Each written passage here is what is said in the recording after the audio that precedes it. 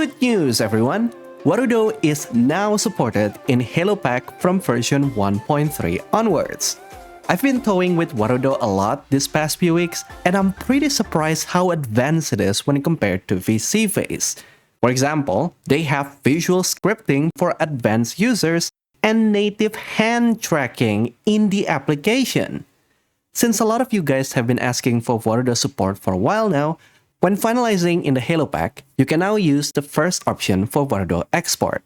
Then you can just build your mod normally. Whatever animations or physics you set up in the Halo Pack will be automatically activated in Warudo. You don't need to set up anything at all. And if you're new to Warudo, I will make a full tutorial on how to use this awesome VTubing app later on in this channel. Other than this big update, you can now manually set the collider box in the anchor if you activate the physics collision option.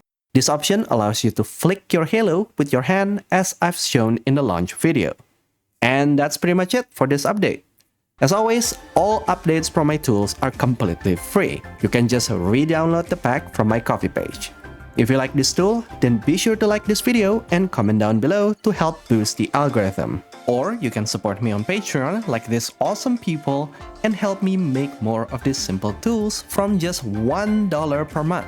I've recently updated my Patreon rewards, so you'll get discounts on all of my tools if you sign up for $5 tier or higher.